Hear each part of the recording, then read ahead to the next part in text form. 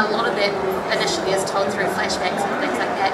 Just wondering if you had any trouble piecing those bits together and if you had any thoughts on his story and on his development. And well, at one stage they rang me after I'd already been shooting several scenes on the island with Shadow, and they said, Manu, we're going to make a love triangle. You're in love with Shadow.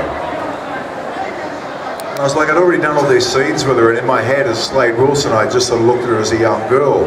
And I thought she was a very young girl, and I thought, you know, Slade's going to look a bit like a, you know, funny old guy with his eye on this young girl kind of thing, you know.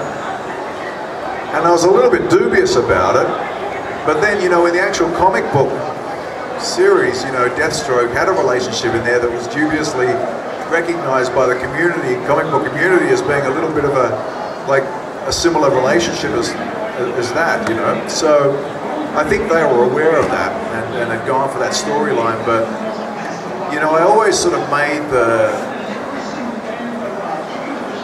what I decided upon was, instead of make it like just this antagonistic kind of, I love her, she's mine, not yours kind of thing, I just based it upon caring for her.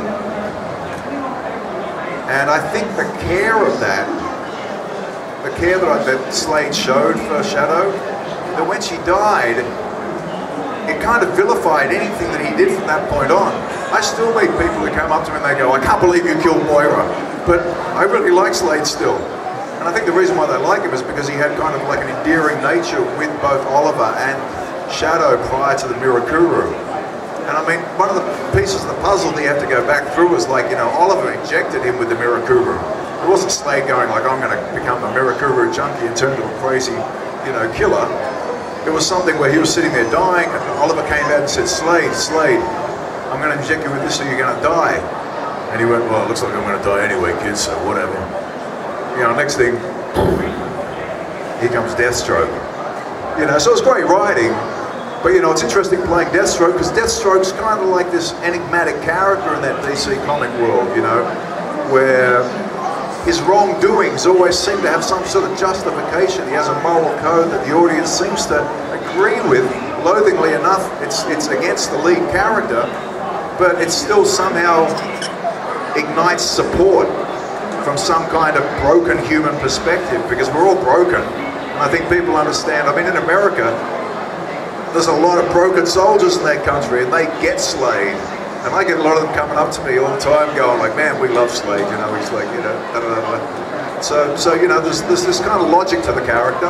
You know, he's not some kind of penguin, or, you know, he's not, even though the new Penguin on Gotham, I love him. You know, he's fantastic, you get where he's coming from. You know, but when you can sympathise with the character and you realise their humanity and what comes behind something that then becomes like a mask, and the thing is that, you know, to be true to like the comic book character as well, written by Marv Wolfman, you know, there's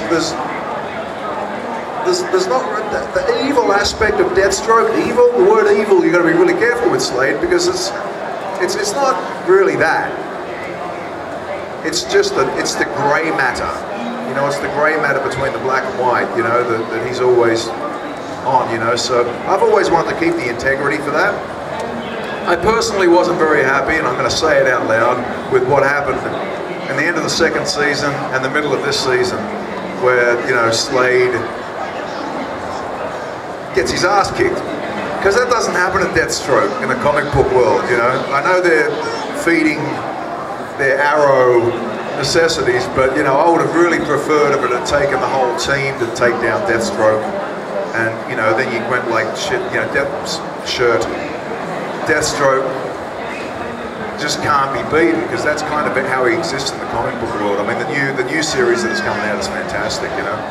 But, you know, that's their version of it and whatnot, so I gotta go for the ride. But you know, yeah, it's an amazing character. You know, I'm lucky again to be, you know, given such an iconic character to play. It's wonderful. Yeah.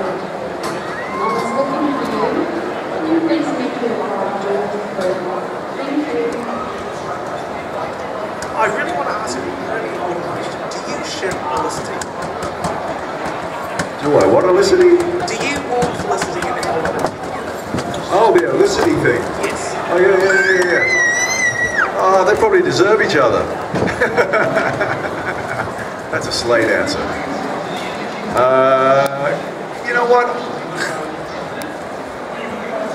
I don't think it'll happen.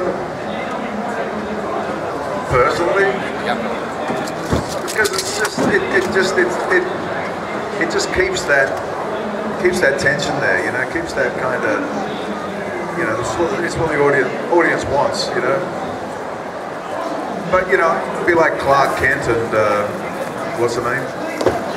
Lois Lane, yeah. You know, who knows, it could get to that point. Yeah. I don't know, we've got time for one more question. Make it good. And up. Oh yeah, hi. You saw my question over there, but first, when you come back to New Zealand, what is the first thing that comes to your mind? What's the first thing you want to do when you come back here? Oh, good question, kid. That's a great question. Yeah. I usually want to go to Piha and go surfing.